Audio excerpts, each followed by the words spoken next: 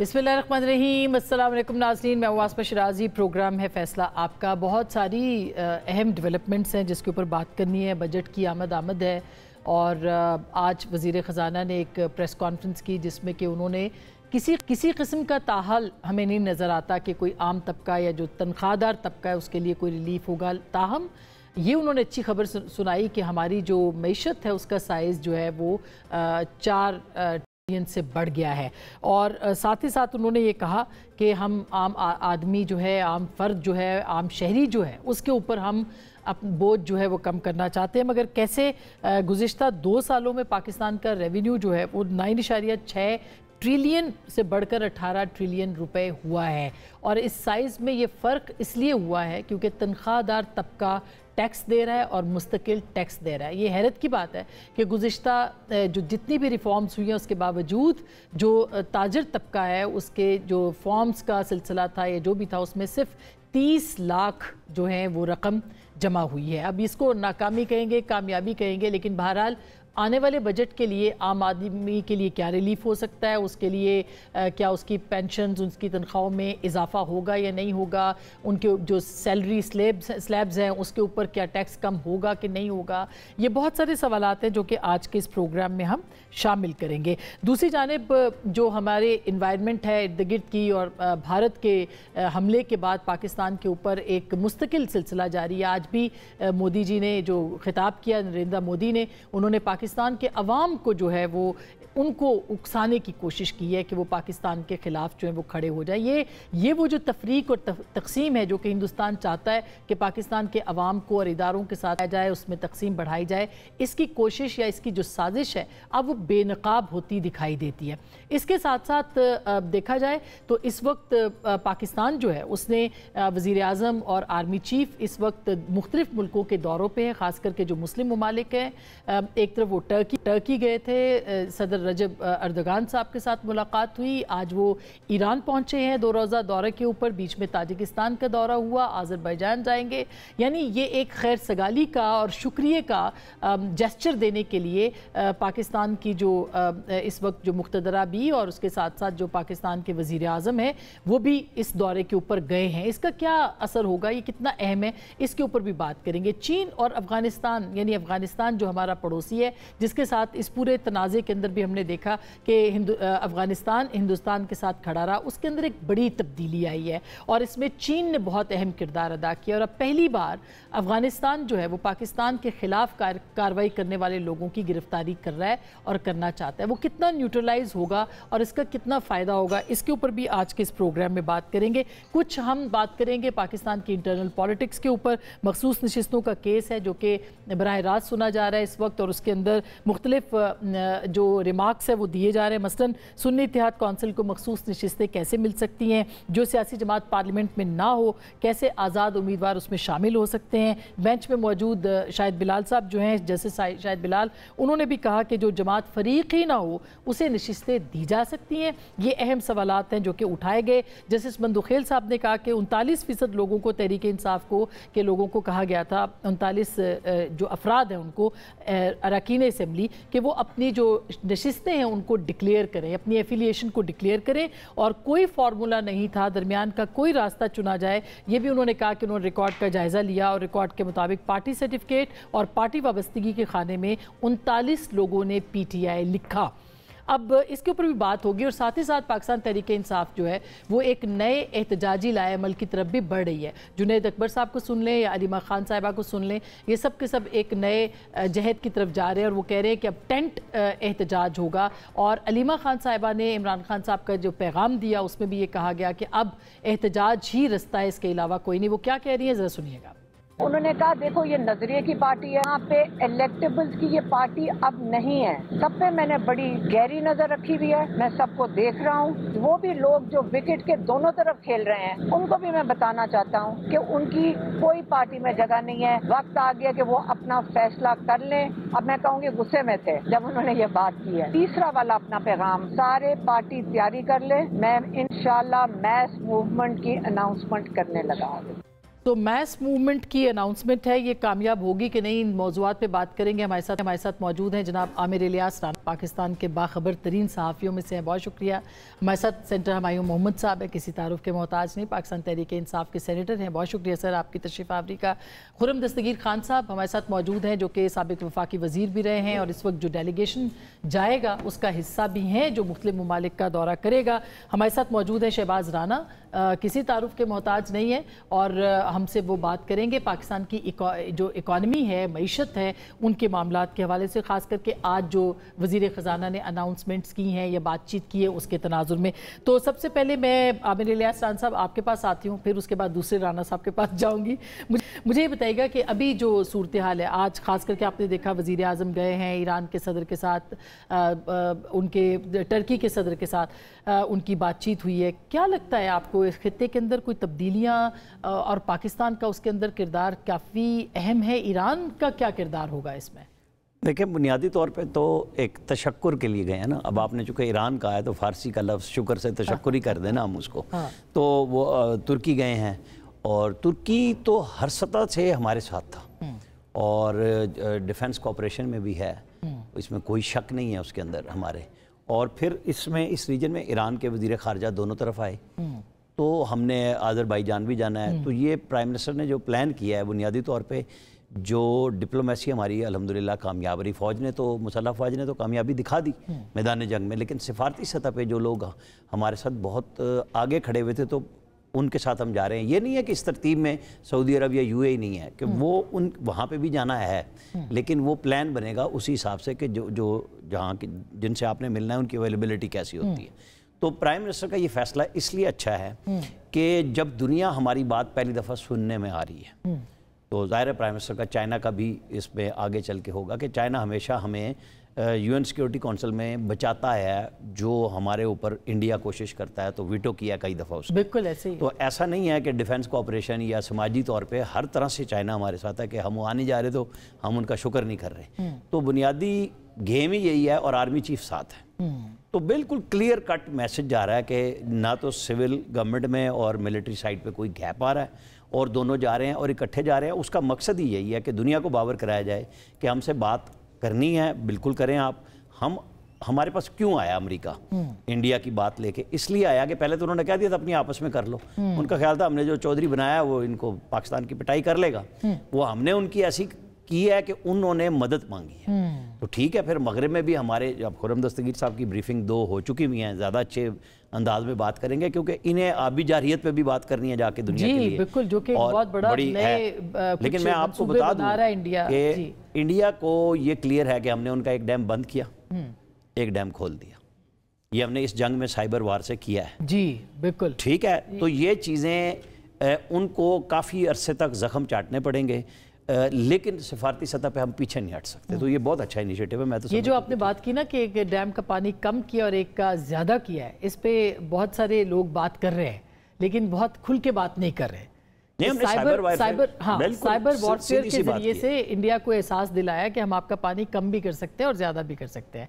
तो हमारे साहब आपको क्या आप कहेंगे इसके ऊपर, क्योंकि ये एक ज़ाहिर है कि एक खित्ते में पाकिस्तान की पोजीशन बदली है, तो इन दौरों के बारे में और फिर जो भारत की तरफ से एक तकसीम की बात की जा रही है, नफ़रतों की बात की जा रही है पाकिस्तान के अंदर, उसके हवाले से आप क्या कहेंगे?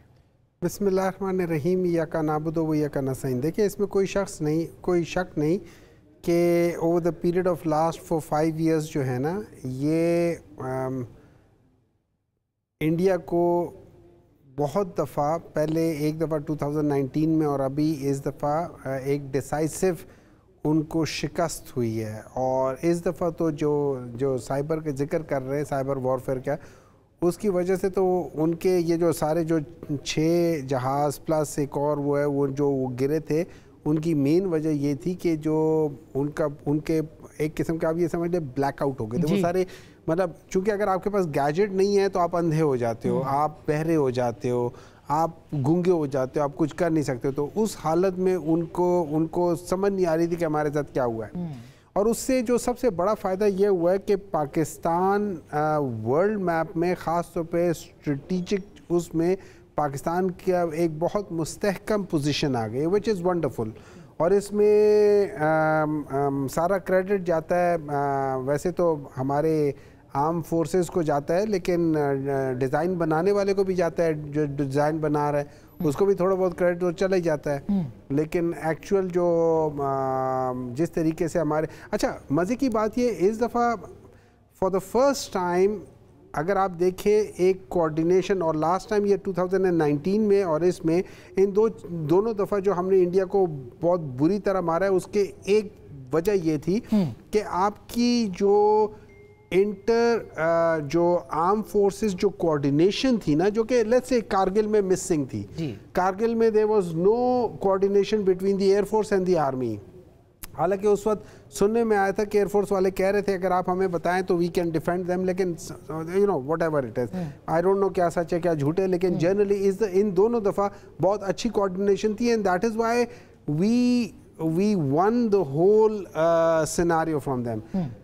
अब बात आ जाती है जो पॉलिटिकल फ्रंट है, देखिए जो डिप्लोमेटिक फ्रंट है। अब डिप्लोमेटिक फ्रंट में अच्छी बात है, आप जाएं वो करें। मेरा सिर्फ एक जो गिला बनता है वो ये है कि देखिए जब हम जंग के और ये diplomatic front is an extension of the जंग, उसके बाद जा रहे हैं नहीं उसी की एक्सटेंशन है, क्योंकि एज ऑफ नाउ अभी जैसे हम लोगों ने कहा था ना कि ये पानी अगर आप ये वो कर देंगे, सिंतास मुआहदा कर लेंगे तो ये it's an act of war. अभी तक वो चल रहा है, so we are still in the war. इसके दरमियान में अब ये सफारती जंग है। अच्छा, जब हम लोग एक जंग में जा रहे थे जहाँ पे मैदानी जंग या प्रॉपर वो जो हो रही थी, उस वक्त जब हम सारे पूरा पाकिस्तान जिसमें सारी पॉलिटिकल पार्टीज इकट्ठी थी, तो मुझे अब समझ नहीं आ रही है कि इस पूरे उसमें why not opposition part of it. हाँ, ये मतलब ऑपोजिशन को आप लोग किस वजह से आप कहते हो। और देखिए बिल्कुल आपकी बात हम ये नहीं समझते ये वो टाइम है जिसमें वो कहते थे ना कि गलती गुंजाइश निश्ता। आप इन चीजों में गलती की गुंजाइश नहीं कर सकते। अच्छा, ये वो चीजें जिसमें दराड़ें जब किसी को नजर आनी शुरू हो जाए ना, तो वो उस दराड़ों के अंदर इंसान फर्दर कुछ न कुछ कर सकता है। मगर भाई साहब क्या अब पीटीआई की तरफ से कोई एफर्ट्स किए गए? क्योंकि उमर अयूब साहब ने जो स्टेटमेंट दिया एंड जंग के दौरान, उसके ऊपर बहुत एतराज किया जाता है कि भाई वो उनको देने की जरूरत नहीं थी। देखिए इस तरह है बहुत सारे लोगों ने स्टेटमेंट दी, मतलब मेरे लिहाज से आप ही इज ऑपोजिशन लीडर जिन्होंने स्टेटमेंट दी। हमारे जो डिफेंस मिनिस्टर ने स्टेटमेंट दी, क्या वो देने वाली थी? उससे ज्यादा नुकसानदेह स्टेटमेंट पूरे पाकिस्तान में कोई दे सकता था? जो आप कहते हो कि उन्होंने कहा माजी में हम ये करते रहे, तो क्या नहीं करते रहे? उसी को तो लेकर नहीं। इमरान खान ने ईरान में जाके क्या किया था? देखिए ईरान में की बात और है, इस वक्त जंग की दुनिया की बात हो रही है ना। दुनिया, मुझे एक बात बताएं, अगर आप ये बता रहे हैं, मुझे एक बात बताएं, कारगिल के बाद वाजपेयी के साथ खड़े होकर कौन कह रहा था कि अगर मैं वाजपेयी की जगह होता तो मैं भी कहता कि हाँ मेरे कमर में छुरा घोंपा है? आपको उस वक्त याद नहीं है? आपको याद है वो मुबारकबाद भी इमरान खान ही दे रहे थे वाजपेयी को। उसके बाद जो वो हुआ था, एक मिनट है जाए, वो जो हुआ था ये कौन सा ये अपना जो मुंबई अटैक्स थे, वो किसने कहा था कि ये सारे अटैक्स पाकिस्तान से हुए? तो माजी में कौन से? देखिए माजी में बहुत, मैं आपको बता रहा हूँ माजी में, लेकिन ये मैं इस वॉर की बात बता रहा हूँ, मैं इस वॉर की बात बता रहा हूँ। इस वॉर के दौरान में आपके उस बेसिस पे तो वो लेकर चले गए थे, यूएन काउंसिल में लेकर चले गए थे कि जी ये देखिए ये लोग खुद मान रहे हैं कि ये टेररिज्म यही प्रमोट करते हैं। उससे ज्यादा मतलब गैर संजीदा और इस किस्म का बयान के जो कि पाकिस्तान को इस टाइम पे दे, उससे तो कोई और नहीं होता।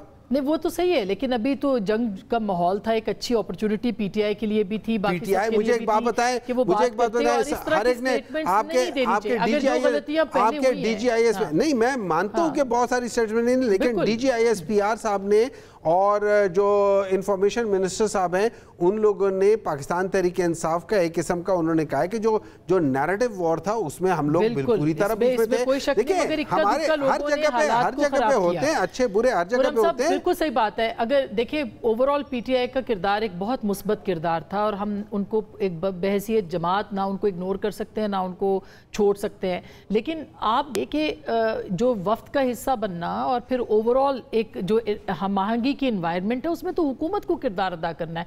वो किरदार हमें नजर अभी तक तो नहीं आया। جی میری گزارش ہے کہ اس میں عجلت نہ کریں. جب یہ جو مشن ہے یہ وزیر اعظم کا ایک سفارتی مشن ہے.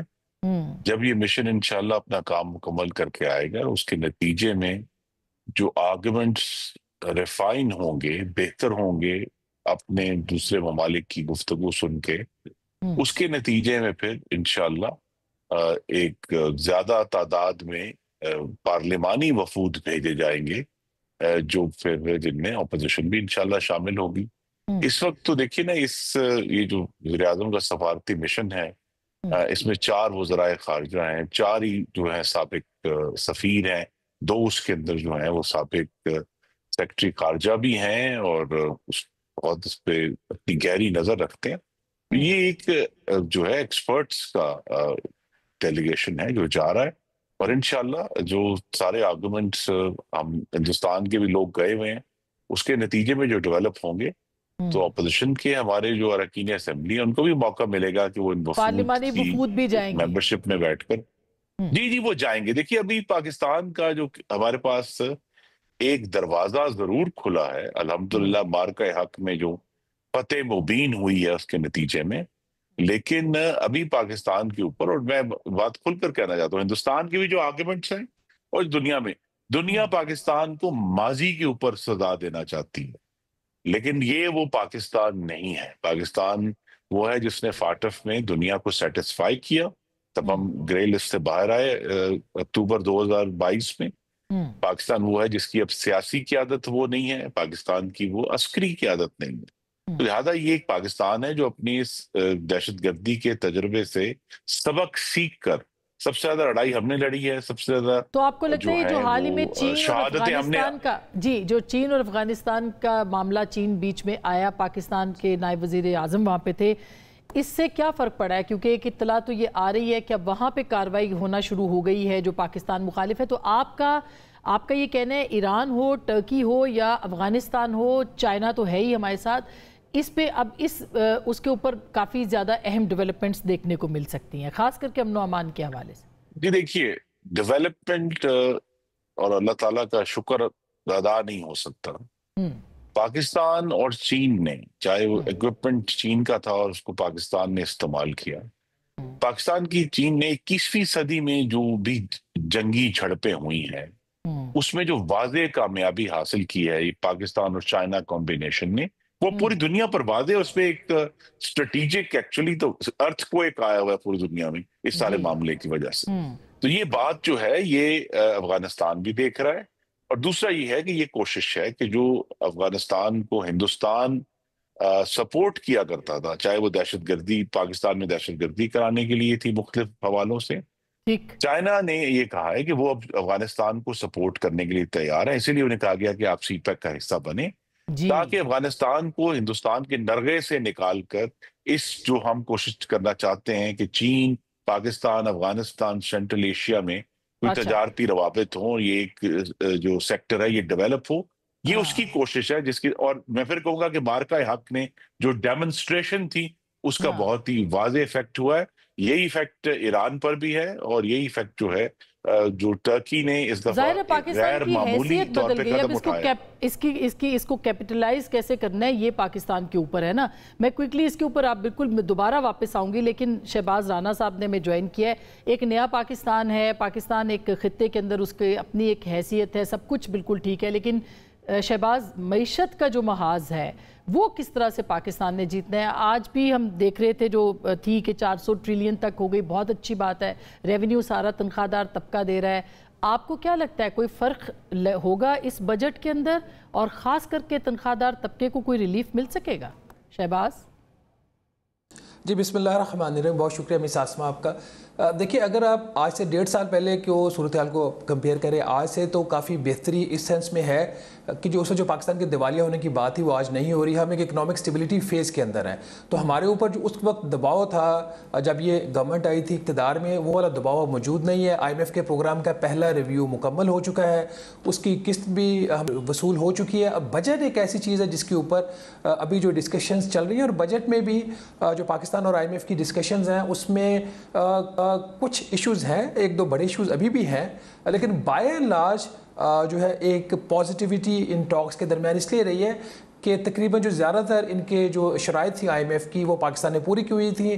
جہاں تک اصلاحات والی چیزیں تھیں اس کے اوپر یہ ان کا لیگ تھا, ڈیلے تھا, یہی وجہ ہے کہ اس ڈیلے کی وجہ سے آئی ایم ایف نے مزید 11 شرائط جو ہیں پروگرام کے اندر ایڈ کی ہیں تاکہ یہ ہم ایک راہ راست پہ رہیں. نمبر 1. نمبر 2, جہاں تک ریلیف دینے کی بات ہے وہ ہمارے پاس چوائس نہیں ہے, بہت زیادہ چوائس نہیں ہے.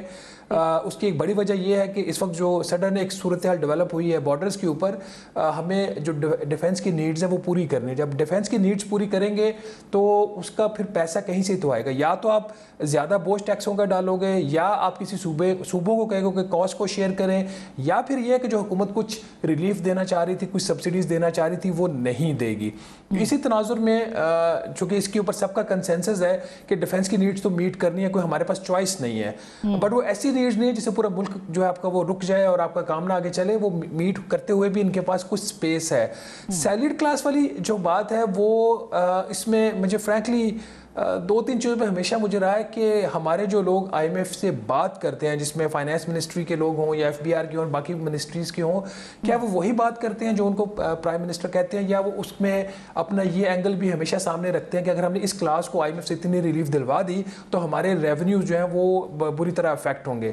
ایف بی آر کا مسئلہ یہ ہے کہ ایف بی آر نے over a period of time اپنے جو اس کی ایفرٹس ہیں, کوششیں ہیں, اس سے انہوں نے ریونیوز اکٹھا نہیں کیا. انہوں نے آسان طریقوں سے ریونیو اکٹھا کیا, جس میں تنخواہ دار طبقہ بھی ہے, جس کا آپ کو پتہ ہے کہ ہم نے 10 ماہ میں ہم تمام لوگوں نے مل کر 437 ارب روپیہ خزانے میں جمع کروایا ہے. ہمارے تاجر بھائی بہت اچھے لوگ ہیں, بہت اچھے انسان ہیں, لیکن انہوں نے 30-35 لاکھ روپیہ بھی جو ٹیکس نہیں دیا. جو تاجر 2 اسکیم تھی جس کا پورے سال کا ہدف ہی, جی بالکل 50 ارب روپے کا ہدف ہے, اور 40 لاکھ روپیہ بھی نہیں دیا. آج فائنانس منسٹر نے اگین چیز کو کیا شہباز کیا ایفرٹس ہی نہیں کیے گئے کہ آپ تاجروں کو اس اسکیم کے تحت بھی یا کسی اور طریقے سے ان کو قابو کر سکیں کہ بھئی آپ اپنا حصہ ڈالیں؟ ناکامی کس لیول کے اوپر آپ کو لگتا ہے ہوئی ہے, اور کیا اس کا خمیازہ اب جو تنخواہ دار طبقہ ہے اس کو ایک مرتبہ پھر بھگتنا پڑے گا؟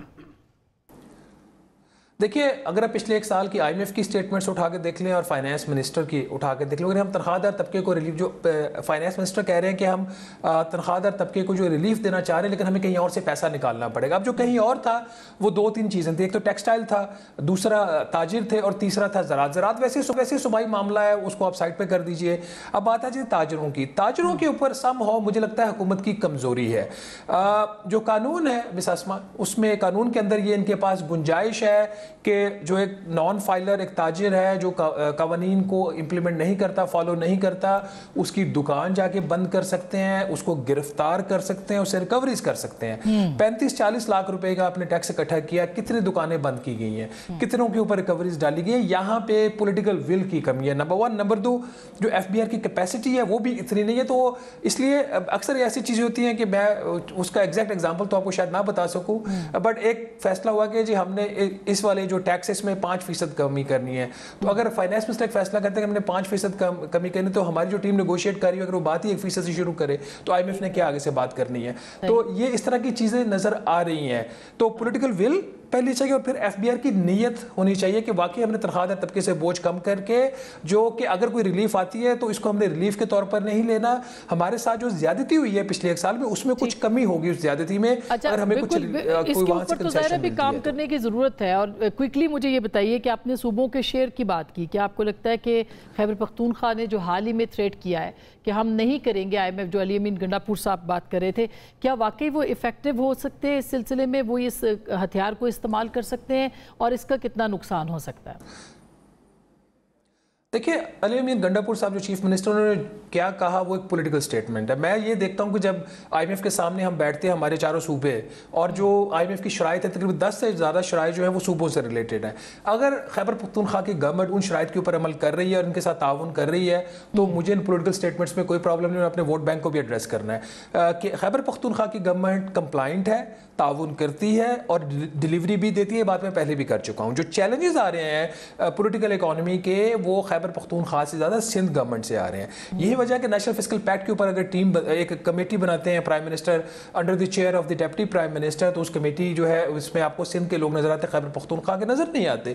جو نیشنل فسکل پیکٹ ہے وہ کور ہے IMF کے پروگرام کا, اور اس کے تحت صوبوں کے ساتھ بات ہونی ہے. ہاں جہاں تک صوبوں کی کنٹریبیوشن ان ڈیفینس ہے, جو ہمارے اخراجات ہیں, وہ آئینی طور پر تو ان کی رسپانسبلٹی نہیں ہے, لیکن اس وقت جو ملک کے حالات ہیں, جو ہماری اضافی ضروریات ہیں, اس میں اگر صوبے سامنے آئیں تو ان کو وہ کنٹریبیوٹ کریں, تو that will be taken in a good spirit. وہ خیبر پختونخوا, پنجاب, سندھ یا بلوچستان کی بات نہیں, یہ ملک کی بات ہے.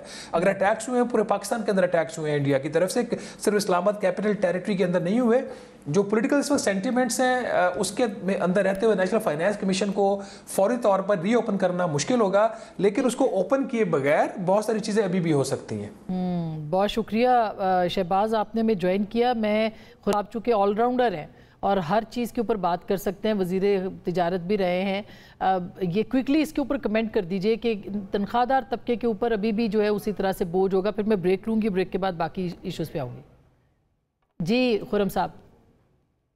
پوری کوشش ہے کہ تنخواہ دار طبقے کو ریلیف دیا جائے, اور اس میں خاص طور پہ جو حد ہے جس کے بعد ٹیکس لگنا شروع ہوتا ہے, اس کو بڑھایا جائے تاکہ جو ہمارے بھائی اور بہنیں ہیں ان کو ریلیف ملے.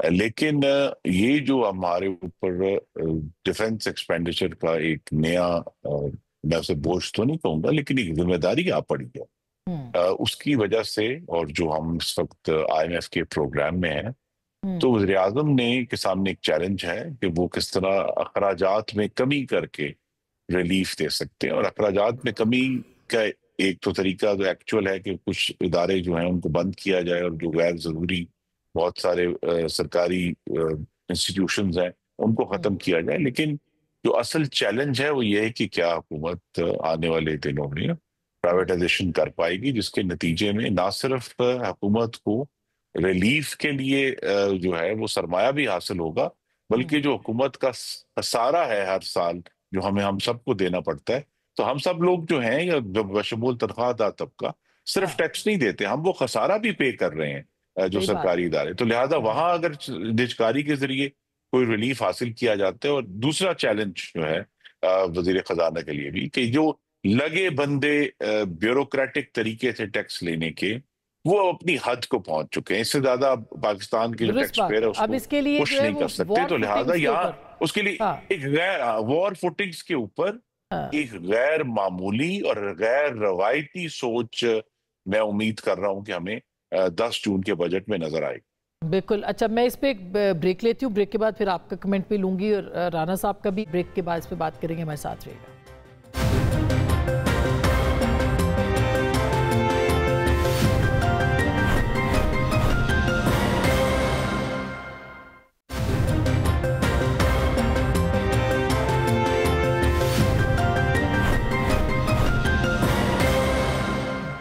Welcome back. ایک دفعہ پھر آپ کو خوش آمدید کہتے ہیں. آج علیمہ خان صاحبہ کا سٹیٹمنٹ ہم نے آپ کو پروگرام کے آغاز میں شروع میں سنوایا, اور اس میں انہوں نے جو بات کی ہے اس میں ایک اور میس موومنٹ کی, عوامی تحریک کی بات ہو رہی ہے.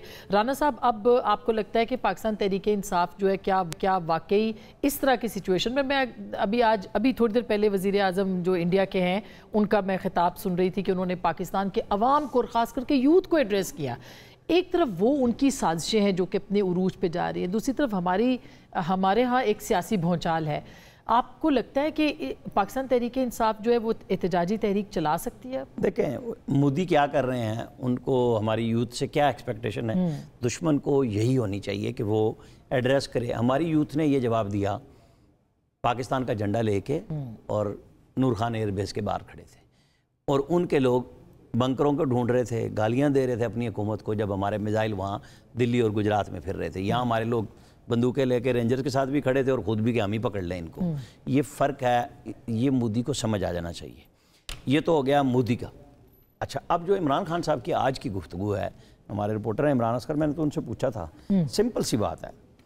عمران خان نے ایک تو جو, اور یہ بات انہوں نے علیمہ خان سے کہی, جو میں بتانے لگا ہوں کہ یہ جو آ رہے ہیں نا ڈاکٹروں کے وفد اور فلانا, انہوں نے سیدھا وہ کام کیا جو ہم ایک عرصے سے کہہ رہے ہیں کہ یہ یوٹیوبرز, سوشل میڈیا ایکٹیوسٹ, یہ PTI کے, یہ ان کا دھندا ہے. اس کے بغیر نہیں چلتا. آج عمران خان نے بھی اسے کہہ دیا کہ بھائی یہ ان کا کاروبار ہے, یہ لوگ پھیلا رہے ہیں, میرے تک تو کوئی بھی نہیں آیا. آج خان صاحب نے کہا ہے جی, یہ علیمہ خان صاحبہ نے جرنلسٹوں کو بتایا باہر آ کے کہ میری یہ بات ہوئی ہے, جو جرنلسٹوں سے بات ہوئی ہے ان کی, جو انہوں نے سیدھی سیدھی گفتگو کی, وہ یہ کی تھی کہ ایک تو میرے جتنی الیکٹڈ یہ ہے سارے کمپرومائزڈ ہیں. ان سے پوچھا گیا کوئی نام لیں, انہوں نے کہا نہیں سارے کمپرومائزڈ ہیں, یہ سارے انجوائے کر رہے ہیں, ان سب کو میں نے بنایا ہے, میں نے ایم پی اے سینیٹر, اور یہ سارے کے سارے انجوائے کر رہے ہیں. کوئی اسپیکر کے ساتھ ڈیلیگیشن میں جا رہا ہے, کوئی کسی کے ساتھ جا رہا ہے, میں سب کچھ دیکھ رہا ہوں. لیکن میں بتا رہا ہوں کہ جب میں باہر آؤں گا میں نے ان کو نہیں چھوڑنا, میں نے سب کو چیک کیا ہوا ہے. اور دوسرے میں اپنے لوگوں سے کہتا ہوں اور ان پارلیمنٹیرین سے بھی کہتا ہوں کہ ہم نے گولیاں لگوا لی ہیں اپنے آپ کو, اب پرامن احتجاج کریں جہاں پہ بیٹھے ہوئے ہیں. اچھا, یہ بھی کہا ہاں کہ احتجاج ضرور کریں, لیکن انہوں نے اسلام آباد کی نہیں بات کی. اچھا, اور انہوں نے یہ بھی کہا کہ ڈبل رول پلے کرنا جو کر رہے ہیں لوگ, ان کو بھی اب فیصلہ کرنا ہے. نہیں, وہ کہہ دیا انہوں نے کہا یہ میری ساری لیڈرشپ کمپرومائزڈ ہے. ان سے پوچھا کوئی نام لے لیں, انہوں نے کہا میں سب کا کہہ رہا ہوں, مجھے سب کا پتہ ہے. اب تو سینٹر صاحب آپ کو کیا لگتا ہے کہ اب احتجاجی تحریک بھی ہوگی, اور یہ جو آپ کے یعنی پراکسی یوٹیوبرز ہم سمجھتے ہیں, لوگ کہتے ہیں کہ جی یہ عمران خان صاحب نہیں کہتے مگر وہ پارٹی کے ساتھ وابستہ ہے, وہ بھی چپ ہوں گے اور احتجاج پرامن ہوگا, یہ ممکن ہے؟ دیکھیں, میں اس پہ جانے سے پہلے میں ایک دو کمنٹ کرنا چاہوں گا. ایک تو خرم دستگیر صاحب نے بات کی تھی کہ جی ابھی گورنمنٹ جا رہی ہے. میں صرف ان کو ایک مثال دینا چاہتا ہوں کہ سی دا ڈفرنس. انڈیا میں 7 ڈیلیگیشنز ہیں, 7 میں سے 2 کو گورنمنٹ لیڈ کر رہی ہے, 5 کو اپوزیشن لیڈ کر رہی ہے. مجھے سمجھ نہیں آتی کہ اس دفعہ میں اگر یہ سارے لے کر جا رہے تھے ایک اپوزیشن کو, چلو آپ پی ٹی آئی کے ساتھ آپ کا نفرت ہے, کسی اور کو لے لیتے, لیکن اپوزیشن کی کوئی نہ کوئی ریپرزنٹیشن ہو جانا بری بات نہیں ہے, بیکاز دیٹ شوز ایک قسم کا ریفلیکٹ کرتی ہے پورے پاکستان کو, اپوزیشن بھی اور گورنمنٹ بھی. آپ کے منسٹر ہیں کوئی آسمان سے نہیں اترے ہوئے, اسی طرح اپوزیشن والے وہ بھی چلے جاتے تو وہ ویلیو ایڈ کر سکتے تھے, وہ ویلیو نیگیٹو نہیں کر سکتے تھے. تو اگر اس جگہ پہ ہے, میری نظر میں آپ نے یہاں کھویا ہے, آپ نے یہاں پایا نہیں ہے. نمبر 2, دیکھیں جو میں تھوڑا سا بجٹ کے اوپر یہ کروں گا. بیسیکلی اگر آپ دیکھیں اس وقت کیا چیز ہو رہی ہے آپ کے, اچھا یہ لوگ مزے کی بات ہے, یہ لوگ کہہ رہے ہیں کہ ہم نے اتنا کر رہے ہیں, ساری میجر چیزیں, چاہے آپ کی مائننگ ہے, چاہے آپ کی الیکٹریسٹی ہے, چاہے آپ کی وہ گیس ہے, چاہے آپ کی کنسٹرکشن ہے, چاہے آپ کی لارج اسکیل انڈسٹری ہے, چاہے آپ کا ایگریکلچر ہے, اس میں آپ کے میجر کراپس ہیں, سارے وہ سب نیگیٹو میں ہیں. اچھا, یہ پہلی بار اب یہ جو کہتے ہیں نا یہ میریکل ہے, وہ میریکل کیا ہے؟ میریکل یہ ہو رہا ہے کہ آپ کا جو اوور آل جو انڈسٹری ہے وہ گرو کر رہی ہے, لیکن آپ کی لارج اسکیل انڈسٹری نیگیٹو میں جا رہی ہے.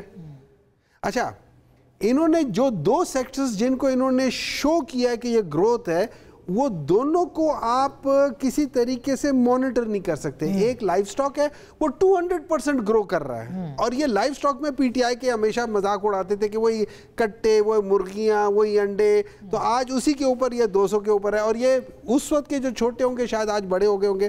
Number 2, large scale industry negative میں جا رہی ہے, لیکن اسمال اسکیل انڈسٹری اگین جو نہیں ہو سکتی ہے اس کا آج یہ کہتے ہیں کہ بھئی ہمارا جو ہے نا انفلیشن جو ہے 0 آ رہا ہے. آپ کا جو ایکیومولیٹو انفلیشن ہے over the last 3 years that is almost touching 70%. تو جب پی ٹی آئی جہاں آپ کو چھوڑ کر گئی تھی وہاں سے آج وہ 10 روپے والی چیز 70 روپے کی ہو گئی ہے, اتنی مہنگائی ہو چکی ہے. باقی جو چیز ہے, اچھا اب بات آ جاتی ہے جو پی ٹی آئی کی بات ہے.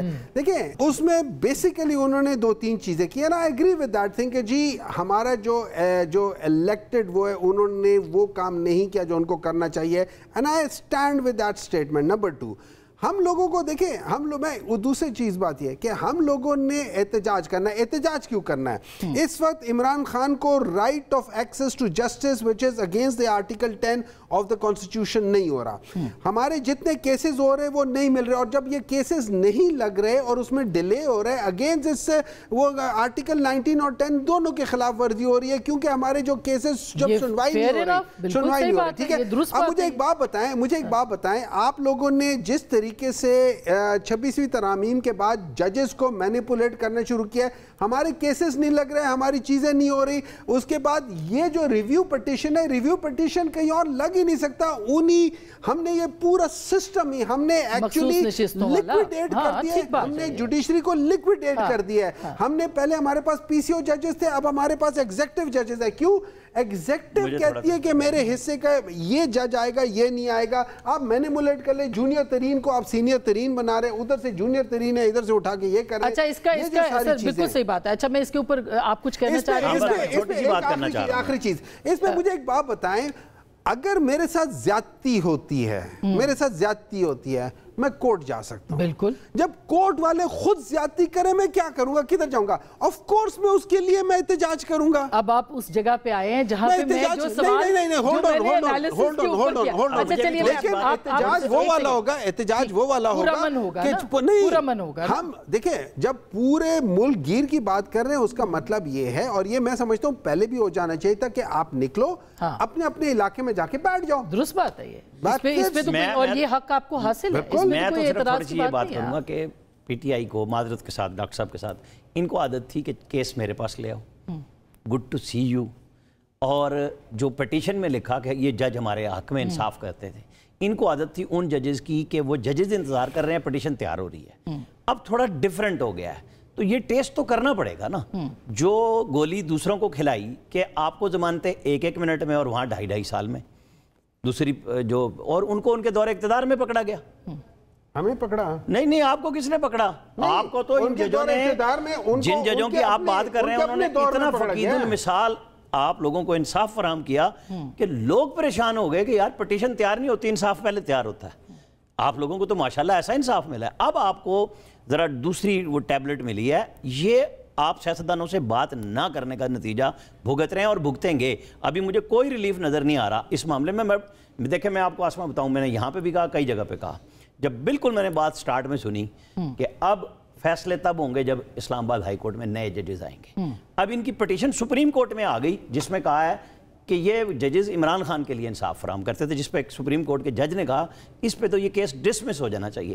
اصل ایشو یہی تھا جس کو بنایا گیا کہ ہمیں دبا رہے ہیں, ہمیں بتا رہے ہیں بھائی پہلے آپ ایک ہی پارٹی کو انصاف کر رہے تھے, اب جا کے سپریم کورٹ میں لڑ لیں. آپ کیوں نہیں لڑ رہے؟ یہ جج صاحبان 5 کے 5 لڑے نا وہاں پہ. اس پارٹی کو انصاف نہیں مل رہا تھا. مجھے ایک بات بتائیں, ہمارے جو پوری پی ایم ایل این, یہ سامنے دستگیر صاحب بیٹھے ہوئے ہیں, 2.5 سال نیب کے کیس میں ضمانت نہیں ہوئی ان کے اکثر لیڈروں کی. کتنے لوگ تھے مجھے بتا دیں, کتنے لوگ ہیں جو بچا کون سا تھا؟ نہیں کتنے لوگ تھے ان کے سارے کے سارے, تو 3 مہینے سے زیادہ تو کوئی جیل نہیں. سر حنیف کمال ہو گیا. ایک منٹ, حنیف عباسی ہمارے ٹائم پہ نہیں ہوا, حنیف عباسی ہمارے ٹائم پہ نہیں تھا. حنیف عباسی ہمارے ٹائم پہ نہیں تھا.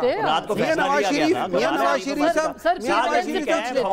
اگست میں انڈر ہوئے تھے, سپٹمبر جون میں اندر ہوئے تھے, سپٹمبر میں باہر نکل گئے تھے, سپٹمبر کے بعد وہ باہر نکل گئے تھے. نہ میاں نواز شریف صاحب تھے اندر تھے, اچھا صرف ایسیز کے اوپر انہوں نے اتنا شور مچایا تھا جو اتارا بھی نہیں تھا. آج عمران خان سے پوچھیں, وہ کہتے ہیں میرے اس کا ٹیمپریچر 45-46 ہو جاتا ہے. بالکل. اچھا یہ اے سی اتارنے کے اوپر بھی, جی پلیز, ان کو اے سی کیوں نہیں مل رہا خان صاحب کو؟ ان کا حق بنتا ہے. ہاں جی خرم صاحب. جی عدلیہ تو شاید وہی اچھی تھی جس میں 22 مہینے حمزہ شہباز کی ضمانت نہیں ہوئی تھی, 16 مہینے پیشی نہیں ہوئی تھی سعد رفیق کی, اور یہ لمبی کہانی. دیکھیں ایسے سوال نہ پوچھا کریں اس کا جواب نہ آتا ہو. تو لہٰذا یہ جو ہے ایک اتنا بھیانک وقت تھا جو ہم نے گزارا ہے. میں یہ نہیں کہہ رہا کہ آج کوئی بہتر حالات ہیں, لیکن جب شکایت کریں تو اپنے دامن کے داغ بھی دیکھ لیں, میری یہ استدعا ہے. دوسرا یہ ہے کہ یہ میں نے نہیں کہا, جو اب سٹیٹمنٹس کی بات ہو رہی ہے, اب ایگزیکٹ سٹیٹمنٹ ہے عمران خان کی جب ایران تشریف لے گئے تھے. I know Iran has suffered from terrorism by groups operating from Pakistan. New York Times کے جناب فرمایا Mr. Modi's government might actually be the best possible option for settling the Kashmir conflict. پھر Axios کو فرمایا the moment there is a settlement on Kashmir, we will not need to have nuclear deterrents. یہ وہ شخص ہے جو پاکستان کی قومی سلامتی سے کھیلتا رہا ہے.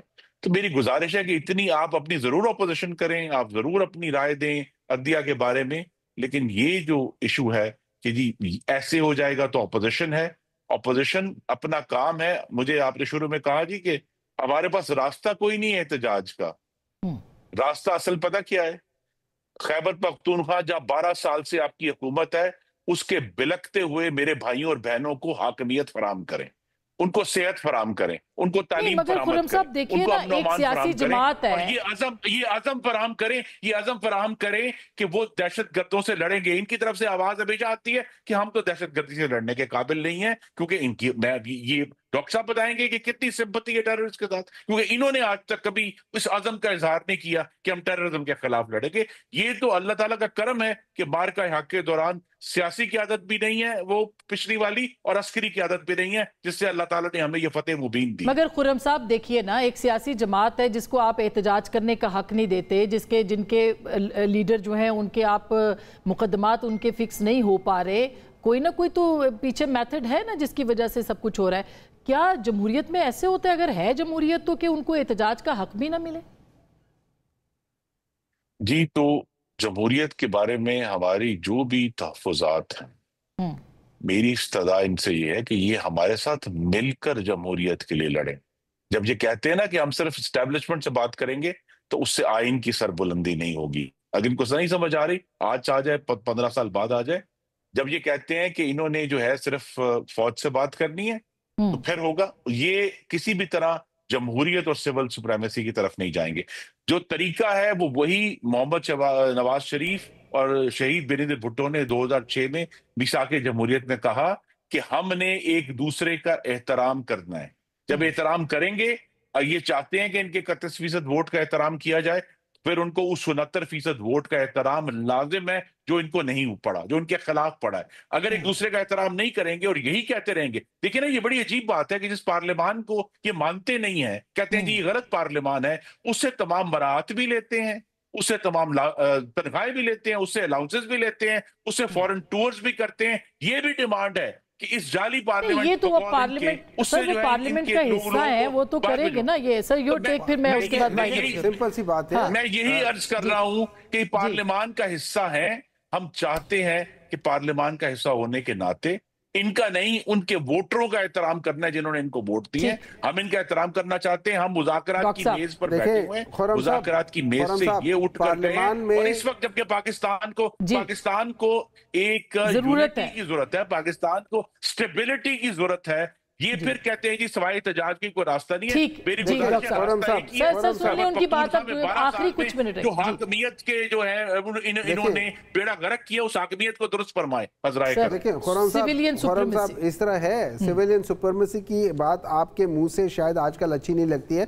I respect you for saying कि आपने अपनी जो क्या इज्जत की हार आपने तस्लीम कर ली थी बनिस्बत जिल्लत की जीत के, and I respect you for that thing. आप जब बात करते हैं पार्लियामान की, देखिए हमने पार्लियामान की बात नहीं है, you have to differentiate between पार्लियामान and government. आप लोगों को पता है, आपके अपने गवर्नर कह रहे हैं कि आप लोगों की सारी है, वो कमिश्नर कह रहा है कि आप लोग ये सारी सीटें आ रहे हैं।